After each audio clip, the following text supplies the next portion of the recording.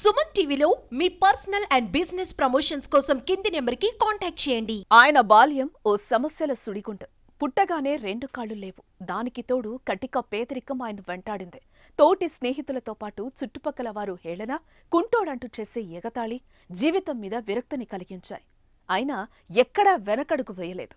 2 కాళ్లు లేకపోతేనే చేతులున్నాయి కదా అని ఆత్మధైర్యంతో ముందుకు సాగాడు. హేళన చేసిన నోర్లు మూపించేలా, ఎగతాళి చేసిన వారు సిగ్గుపడేలా సభాష్ టీచర్ అనిపించుకున్నాడు.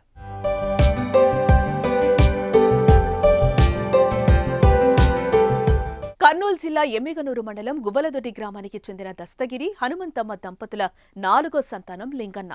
తల్లిదండ్రులతో పాటు 3 అన్నలు నిరక్షరాస్యులే.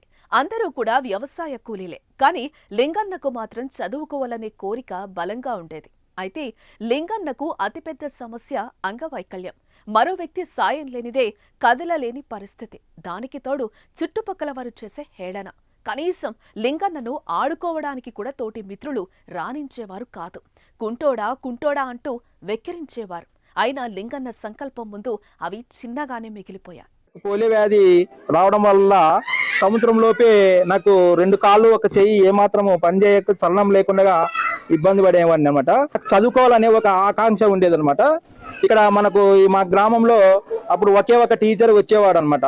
అప్పుడు మొత్తము టోటల్గా మా గ్రామంలో ఒకే ఒక గది ఉన్నప్పటికీ 100 మంది దాకా వచ్చేవాళ్ళం అనమాట. ముఖ్యంగా నేను బడికి రావాలంటే ఏమైందంటే, ఇప్పుడు మా అన్న కానీ మా అమ్మ కానీ వచ్చి తోలుకొచ్చి ఇరిచిపెట్టిపోయేవాళ్ళు అనమాట. అంటే వాళ్ళు నన్ను మోసుకొని వచ్చి ఇక్కడ వదిలిపెట్టి పోయేవాళ్ళు. అంటే నేను ఇక్కడే 1వ తరగతి, 2వ తరగతి, 3వ తరగతి, 4వ తరగతి వరకు నేను చాలా కష్టపడి అంటే బాధపడుతూ చదివేవాడిని. అంటే ముఖ్యంగా అప్పుడు కూడా అంటే ఎవరైనా నన్ను ఎక్కిరించేవాళ్ళు. అంటే లే నీకు ఆడ చదువు వస్తుందని వస్తావులే, నీకు అవసరమా అనేవాళ్ళు. ఎవరైనా నన్ను కుంటోడా అంటే నిజంగా చెప్పాలంటే ఏడుపు వచ్చేస్తారు అప్పుడు. ఎందుకంటే ఎందుకు ఈ బాధ, అసలు ఈ గ్రామంలో నన్ను అక్కడి ఎందుకు పుట్టినాను, ఇది అసలు ఈ కుంటోడా అనేటువంటిది ఎందుకు, అయినా ఏమైనా పాపం చేసింటే కూడా సార్ అప్పుడే ఆ పాపం అనేది ఇంతకుముందు వయలకు చేసింటే కూడా ఏదో చేసిండాల్సి ఉండే దేవుడు. కానీ ఈ కాలు లేకుండా నన్ను ఈ విధంగా ఈ పిల్లలతో మామూలు క్లాస్మేట్తో అనిపించడం అనేది నాకు ఒక బాధాకరమైనటువంటి విషయము. ఏంటికి నీకు అసలు ఈ చదువుకొని నువ్వు ఏం ఉద్ధరించాలనుకున్నావు, నువ్వు చదువుకుంటావు లేదు, చదువుకున్న తర్వాత నువ్వు ఏమవుతావు, ఏం లేదు అనేది చాలా మంది అప్పట్లోనే.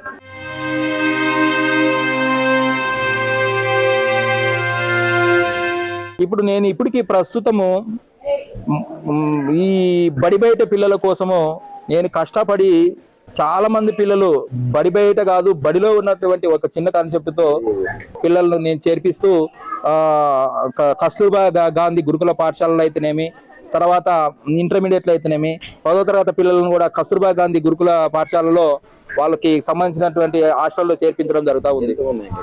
ఇప్పుడు దాదాపు అంటే 125 మంది దాకా నేను పిల్లల్ని చేర్పించినాను. ఇది నేను 2000 సంవత్సరాల నుంచి ఈ సోషల్ సర్వీసు చేస్తూ ఉన్నాను.